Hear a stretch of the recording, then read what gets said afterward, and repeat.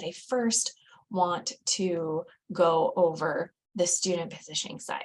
What do we do? Where do we focus to move our kids along the graph and push to the left there? Okay, you can help your students get their best GPAs. None of this and what I'm talking about is about having a perfect test score or a perfect GPA. It's all relative to the colleges that we pick. So we can help them get their best GPA, take the strongest courses that they can and still preserve that GPA. They can study for and get their best SAT and ACT test scores. Do some career assessment work so they have an idea of what they want to study and why. Now, will they change their mind? Maybe, probably. They're only kids, but that's okay. All we want is for them to be thinking about and get started on the right track, a track that they're confident in and excited to pursue. And then it's the college search. And it's picking those colleges that are going to want to give your student and your family that free money. And then they submit good essays and applications. And let me show you what I mean. Okay, let's talk about GPAs. We'll isolate it down to the GPA. If your student has a 3.7, and this is the school that they are applying to, they're at the front of the pack. They stand out. They're in the top 10, top 25% of the class at this college. Okay, now then they'll get admitted, right? And here at the second one, 3.7, now we lose a little bit of ground. We slide to the middle a bit. At this college, if they're applying, it's 3.9 is the average. So now we're sliding all the way over on our graph.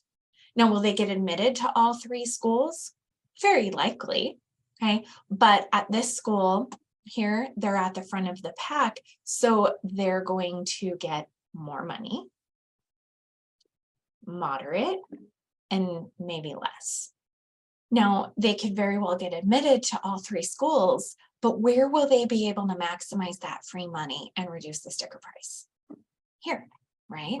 Here, where they're at the front of the pack compared to all the other students. Now, please don't think that because the average GPA at this school is lower, that it's a bad school or that it's too easy. And please do not get hung up on any of the names of the school and cross it off your list because you don't recognize it. You will miss out on some real gems if you do. All right, same goes for test scores. I'm showing you only the SAT score, but colleges don't care if a student submits an SAT or an ACT. They just want the student's best score. So say we have a 1450 SAT score. How would we look at these two schools? At this first school on the left, we'd be above average at the front of the pack. And at this other school, we'd have a great score, but compared to everyone else wanting to go there and applying there, we'd be in the middle of the pack. So more opportunity for money at the school on the left, a little bit less of the opportunity for money at the school on the right. And then let's look at the money, right? Who has money to give and who are they giving it to? This school on average gives $8,000 to only 38% of students, while the school on the right gives $47,000, but only to 44% of the students. They can't do it for everybody, right? But the money starts at the top and it trickles down. I think we all can agree on that. So at these schools, we better be above average compared to everyone else that is there, or the money's going to run out by the time that it gets to us. And the better we are positioned in that class, the closer we are to the money, and we're maximizing that free money and reducing our sticker price. And finally, the colleges. Are colleges buyers or sellers of their product?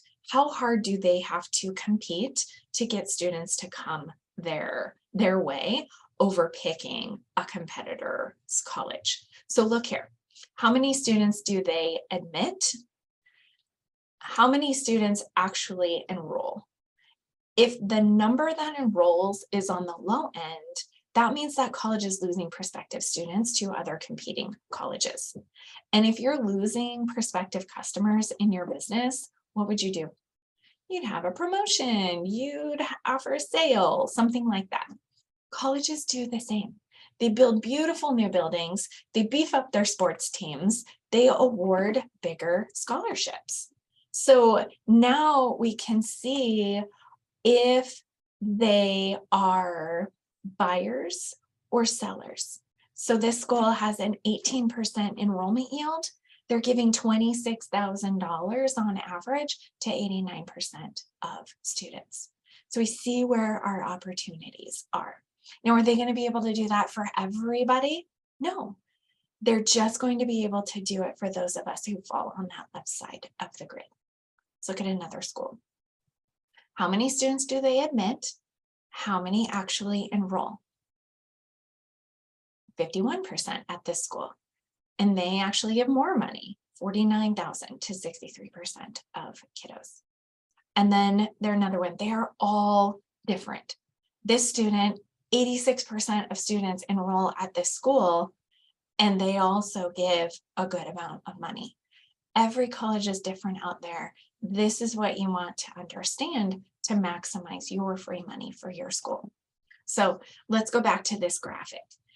Can we live on this side of the grid and maximize that free money? When we see families drift over here and then we're losing money, we're getting less money and we're paying more for college. So we need our kids to be picking colleges where they're going to live over here and not drift this way.